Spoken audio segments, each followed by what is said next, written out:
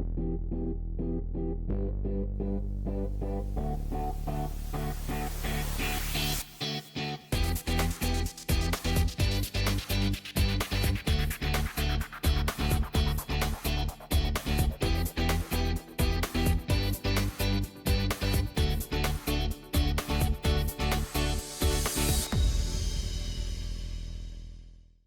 and welcome to Tech with Heart. I am your host, Michelle Calloway. Tech with Heart is all about empowering entrepreneurs to embrace technology so they can stay competitive and relevant in a rapidly changing digital environment. And today's topic is retargeting, how to create that tractor beam that pulls in all of this lead generation for your business. And with us today, we have a very special guest. His name is Chris Ormiston. And he is such a genius that Google reached out to him at the very beginning of when they were creating their Google search engine to have him help them create their algorithm. Yes, he's really that brilliant. He is actually sought after from multiple different lead politicians and presidents of companies, presidents of organizations. He's even worked with some major brands like Lexus or the Bloomin' brands like Outback Steakhouse. I'm sure you've probably heard of these names. Well, anyway, today he's going to talk to us about retargeting. And so I cannot thank you enough. Welcome to the stage, Chris. Thank you, Michelle. It's great to be with you. And it's great to be here to support you with your Tech with Heart. It's such a great program and foundation that you have going on. Well, thank you so much for acknowledging the foundation. Tech with Heart is a nonprofit organization, very passionate about just serving entrepreneurs so that they can reach that successful point in their business sooner, by having others breathe life into them, giving them insights and sharing what works and what doesn't work, and maybe even avoiding some of those big roadmap or those bumps in the roadmap so that they can definitely feel that they don't have to do this alone. They're definitely growing alongside one another in this Tech with Heart network. And, this retargeting topic is not something that many small business owners are even maybe aware of. They're definitely not utilizing. And it's one of those concepts that's like, hey, let's figure out how to work smarter and not harder and for very affordably. So without further ado, let's go ahead and get started on this topic of retargeting. And Chris, since you are quite the tech head, Tech with Heart really takes pride in simplifying technology down. So let's try and keep these concepts at a fourth grader level so that everybody, no matter who's tuning in, can indeed walk away feeling value from the information that we're sharing. So the first question is, can you explain to us what is retargeting? So retargeting is a process where a website owner will put something that's called a pixel, or basically just like a little snippet of code on their website. And what that does is everyone who goes to that website, it tags that person and it makes it so that you can show ads to them as they move around the internet. And it's one of the I would say, least used and most powerful technologies that are out there. And it's incredible because it's very inexpensive. It's very easy to set up. It's very easy to do, but a lot of companies don't take advantage of this like earth-shattering technology. And we'll talk a little bit more about that as we go along, but it's really a cool process. Yeah, that was actually going to be my next question is what, how should businesses use retargeting? But you kind of alluded to that when you answered what is retargeting.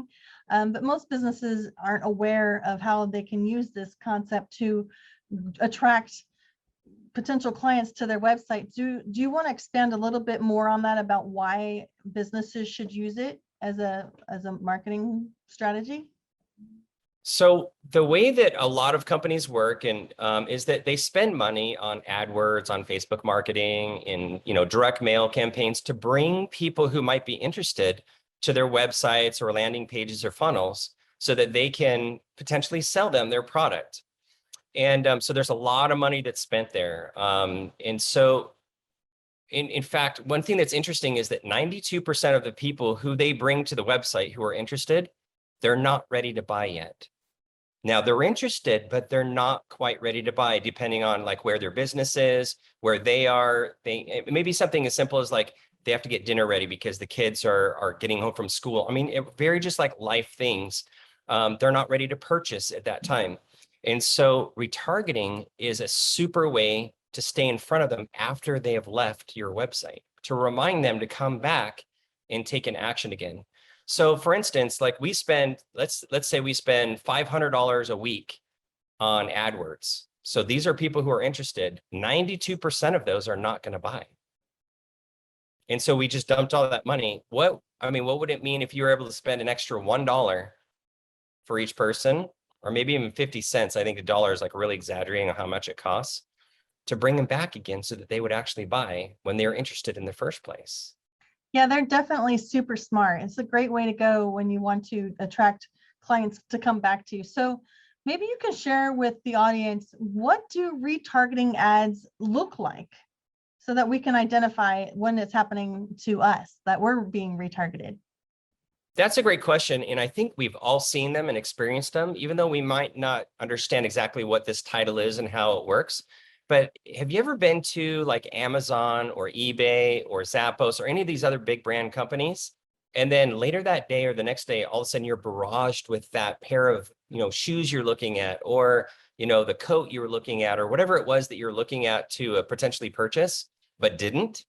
I mean, we've all experienced that, and those ads show up all over the place. That is retargeting, and that is what you can do for your company to be able to stay in front of them in that same capacity where your ads are showing up in front of them wherever they move across the internet on other websites.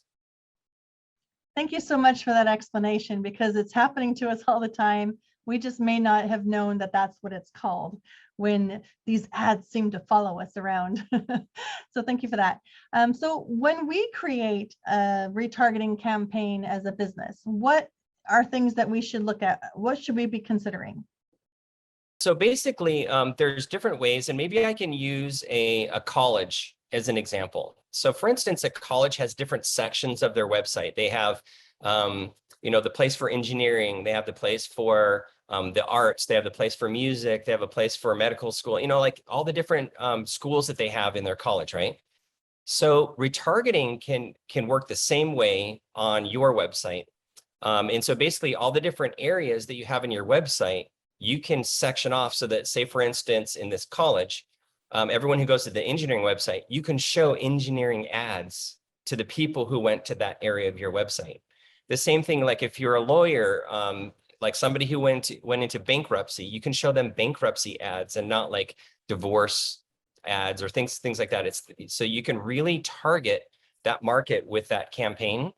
And then you can start doing things from a retail perspective, like you can show ads that show limited quantities, like there's only 4 items left, or time limitations, like there's only 2 days left in this sale, or price changes, like the price goes up tomorrow, so buy now while it's 20% off, kind of a thing. So things like that. So you can kind of section off your website and target people specifically to what they were interested in on your website. That sounds super brilliant, right? It's talk about working smarter, not harder. And obviously, taking advantage of the fact that you already know these people have shown interest, staying in front of them, it's just so important. What do they say? You have to be in front of somebody between 5 and like 17 times or something like that before they actually take the action that you're hoping that they'll take. It's amazing how this retargeting ad pretty much can do it for us seamlessly. So do you need to optimize or change your retargeting ads once you set them up? Yeah, for sure. Especially when you're first starting out, when you set up your campaign, what you're going to want to do is make sure that you're getting the response that you want. And if it's not performing very well, you can change the messaging, you can change the ad, things like that. And then once it starts performing well, then you just want to kind of support that and make sure that you're getting in front of all those people who left your website and didn't take the action. Because one cool thing about retargeting is after they've purchased, you can make it so they don't see the retargeting ads anymore because now they're customers. So at that point, you're sending them emails, you're following up, things like that. And then as you go through and people see these ads, you can kind of keep them fresh over time. And, from time to time, it doesn't have to be like every day or every week, but from time to time, you want to refresh those ads so they start seeing your brand and different ads and different exposures and things like that. Yeah, so you definitely need to be paying attention to the data. The data will tell you so many things that'll help you when it comes to adjusting your advertising, your retargeting ads. And that's like a whole nother conversation about like data analysis and helping you to identify what you should be tweaking and whatnot. But let's just stay on topic. The neat thing about this retargeting is that you really do have a lot of control, so that maybe you have a customer. Now you have that customer, you can set your retargeting so that maybe a month later, right, you can reach out, or automation can reach out to that customer and let them know about something else that's coming up, because your analysis, your data is saying that they are a customer, so it'll push it out to them. Because customers are actually some of the best new customers, that they can become repeat customers. So right, am I right about that? That's right. In fact, one example of that is when we were working with a large steakhouse. We were targeting, thousands of different stores. And what we would do is, we knew that when we were targeting the competition, we knew that they had just had steak at one of their competition places. And so we wouldn't start retargeting them for at least another week, because we know that, they bounce around different restaurants. We don't go to the same restaurant every single time. And so we would delay that retargeting because it made sense in that case. There's also instances where, like, for instance, you're on a used car, I'm not a used car, but a car lot, where you're looking at cars. You want to start retargeting them immediately because they tend to make decisions very quickly because they need a car. So there's, we can kind of adjust those depending on what type of business it is and how fast we want to get in front of them. So what other kind of controls can you have for retargeting ads? Like you mentioned timeframes and whatnot, but what about how many times a certain ad is shown to a person? Basically, the industry standard for showing the number of ads, like how many ads that a person would see, like when they bounce around the internet, when they go to news sites or they go to WebMD or whatever, they're just going to everywhere. The industry average is 12 times per day. And we actually do about half that because we think that that's a little bit too much. But even 6 times a day may seem like you're bombarding somebody with ads for products that, they're interested in.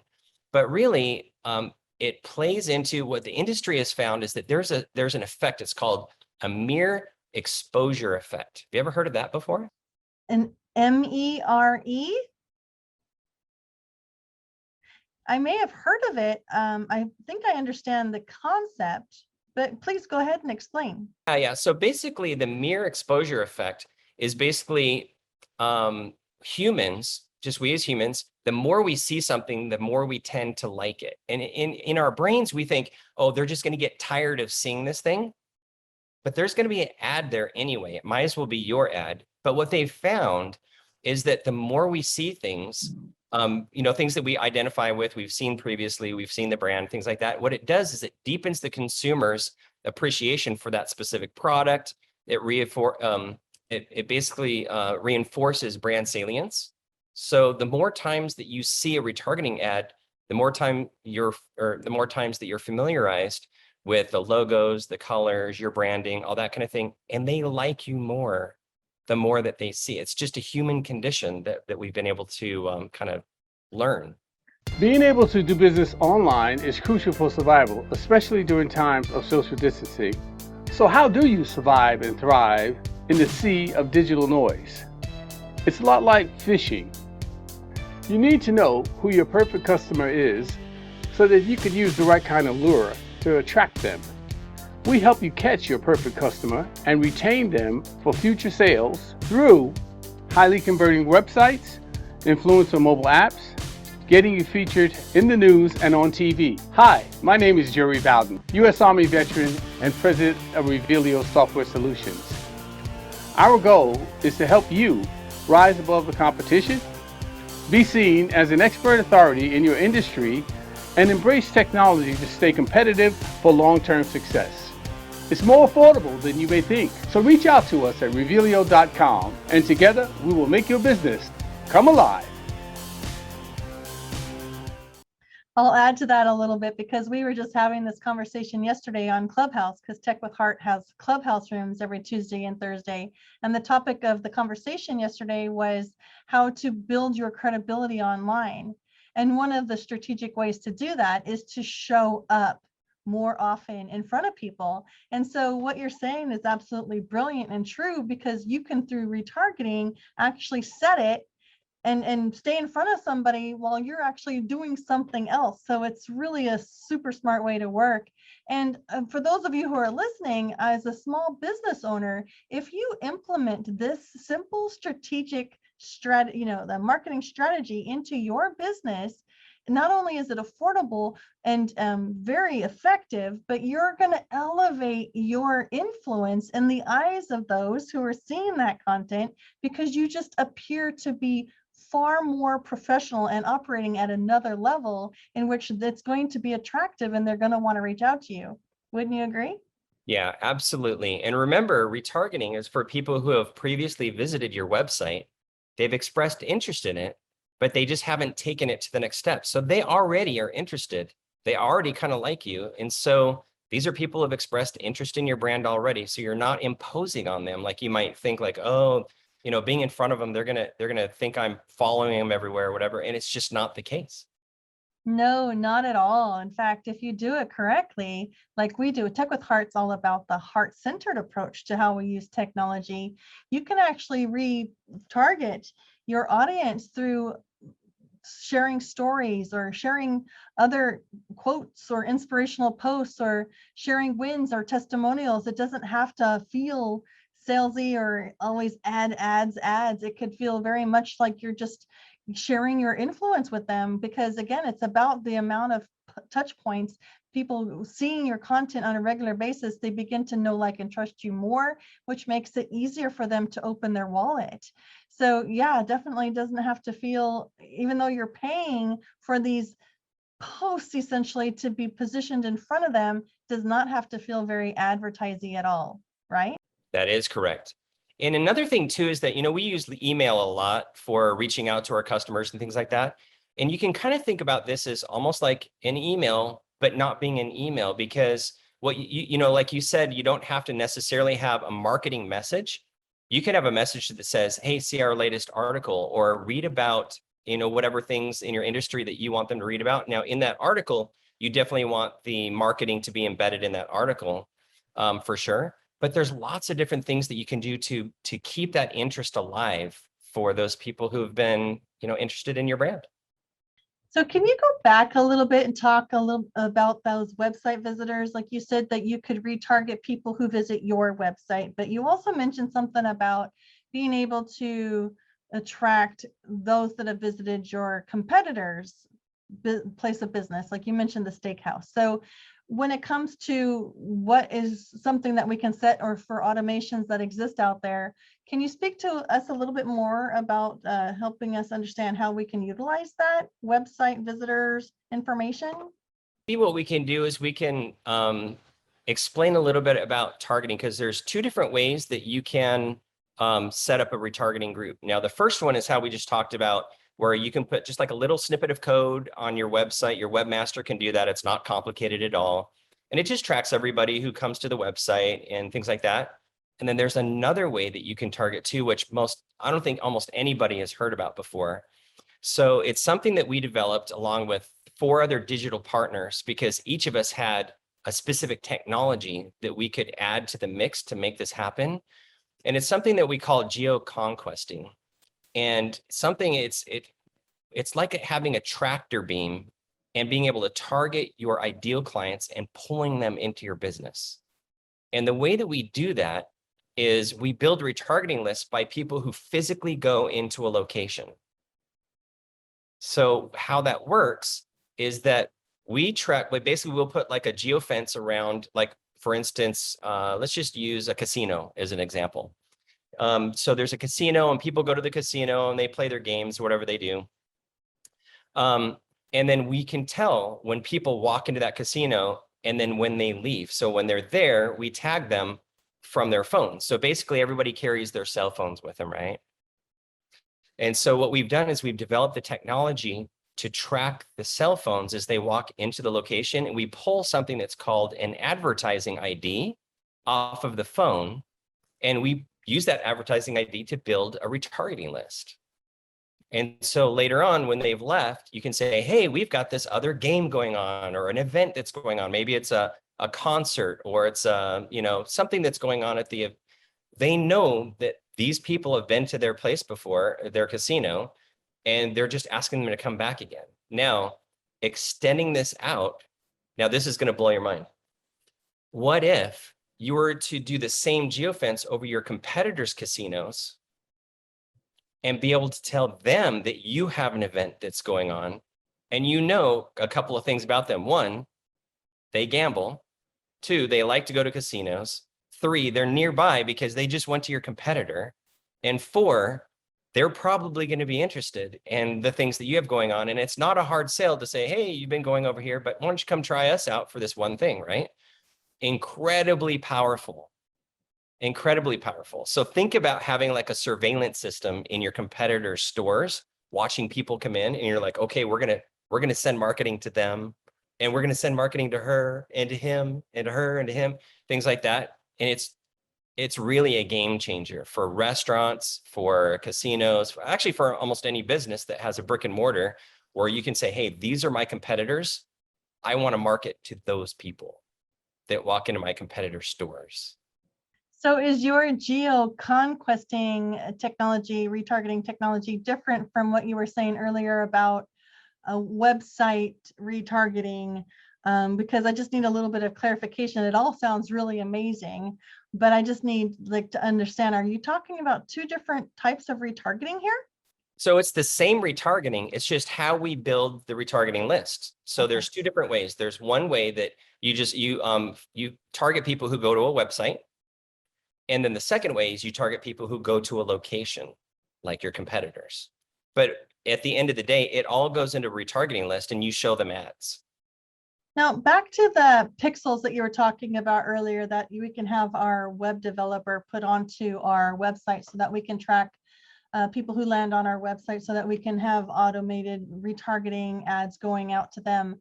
How can we do something similar to that for our competitors' websites so that we can kind of take advantage of the traffic that they're getting? Like somehow, can we do that through the internet, or is that possible? And that's what makes the physical location so interesting, because online you would have to have access to their website, like to the code of their website, to put your pixel in there. Nobody's going to give that to you. You know what I mean? Because they want to keep their own, they don't want to give their clients away. They pay a lot of money to have them get to the website, just like you guys do, right? Or just like all businesses do. But they can't stop you from targeting their competitors that physically walk into their stores, their offices, the different locations that they go to, the restaurants, things like that. They can't stop you from that. Awesome. Competitive advantage right there. There you go. Right on. So hopefully, yeah, small businesses that are listening to this recording will take advantage of this really brilliant and effective and efficient way of getting your ads in front of those who you already know are interested. This is great stuff. So let's go ahead and talk about, how much of a company's ad spend do you recommend that they use on the retargeting campaigns? When a company launches a new advertising campaign, they first focus on prospecting. So they need to bring people to the website initially. So most of your money is going to be spent at the very beginning stages to bring new traffic to the website. But once that happens, and that's usually maybe a week or 2 weeks, something like that, as soon as that happens and there's some momentum of people that are coming to the website, now that whole time you're collecting those people who come to the website for that first week or two. After that, about 20 to 30% of your total ad spend should be dedicated to bringing those people, remember that 92% that leave, to bring them back. Because just in dollars and cents, say for instance, you go to AdWords and you pay somewhere between $3 and $10 for a click to bring them to the website in the first place. That's an expensive click. What you want to do is you want to get clicks to come back to the website for a fraction of that. So basically, to show somebody an ad, it's so inexpensive. It's like 7/100ths of a cent to show an ad to somebody. It's like ridiculously cheap. To get a click to come back, it may be like 12 cents or 15 cents for in most cases, something like that. So once you've invested that $3 to $10 to bring them back again, I mean, these are people who have visited the website, expressed interest, stayed on your website for a while, and kind of like engaged at some level. bringing them back again, it's the exact right person you want to bring back because they're interested again. And then spending that extra 12, 15 cents is so worth it to capitalize on that $3 to $10 that you initially spent to bring them in the first place.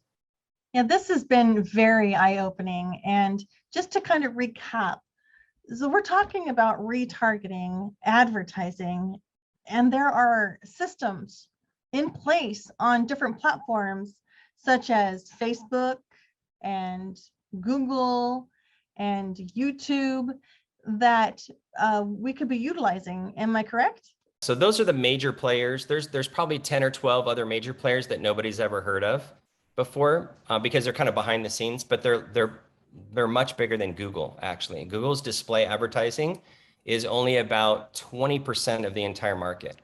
So while it's big, it's still only 1/5 of the entire market. So it adds a different aspect to it, because one thing that a lot of people don't know, they think like, well, we're doing Google AdWords and we're spending $3 to $10 a click right now to bring our people in. We'll just do display advertising and retargeting on Google AdWords, which is great. But the problem is that you're paying 3 times as much on Google as you would outside of Google, because they have you captive. You're a captive audience when you're in their platform, and they can charge you whatever they want, right? But what a lot of people don't know is like we run on the Google AdWords network behind the scenes. So what we do is we go through their API and we still do everything that Google does. But now when Google sells us their ad space, it's about a half or a third as much as we would spend for the exact same thing on AdWords, because now they have to compete with the other 80% or 80% of the market that's out there at the prices that are at the market prices, not at the high inflated prices that you would find inside AdWords. I'd recommend is just going to the website to go to Traffic Oxygen. So it's trafficoxygen.com, and download, there's like right at the top of the page there's a brochure that talks about geoconquesting. I would recommend just download that brochure. All of our contact information is right there in the brochure. Of course, you can call the number that's at the top of the page and things like that. But basically, this brochure will talk in great detail about how to target your competitors, how to do retargeting, how it works, everything kind of like what we talked about today. And it's beautiful, it's easy to read, things like that. So if you're interested, just go download that brochure and kind of start there. Thanks for that, Chris. So to wrap that up, what is one quote or phrase that you would like to share with those that are listening, that so they can walk away from this interview remembering? A good question. So what comes to mind is I was at a marketing conference one time, and there was a guy that was up there presenting. His name was Mario Brown, and just a brilliant guy, super nice, just a great marketer and just a great person. And he said something that I will never forget. He basically said, take massive imperfect action. And so he went on to explain that just getting something done is better than getting something done right. So get it out there, make it happen, and just take action and keep things moving forward with momentum rather than trying to make it perfect before you get it out there. And so I've always kind of taken that under is in the back of my head as far as everything we're doing. And when I get frustrated that it's not exactly the way it probably should be, that it just is. And then we make it the way it should be over the next, day or two or hours or whatever it happens to be, but it gets out there to get started, kind of a thing. So anyway, take massive imperfect action. But take action, right? Yeah, this has been so enlightening and so powerful. And I just want to thank you so much, Chris, for coming here and sharing your wisdom with all of us. And I just want for those of you who are listening to know that techwithheartnetwork.com is where you can go and you can join our heart-centered, forward-thinking entrepreneurial community. See, we're not meant to do business alone. We're meant to grow alongside one another and gain insights from experts. And if you are a business expert and you have something of value to share to our entrepreneurial audience, we need to hear from you. So reach out to us at techwithheartnetwork.com. We would love to interview you on our Tech with Heart show and give somebody that insight that's going to really move the needle and help them grow their business. Again, thank you so much, Chris, for joining us today on the show. Your insight about retargeting has been incredibly invaluable. And for those of you who are listening, here is to your success.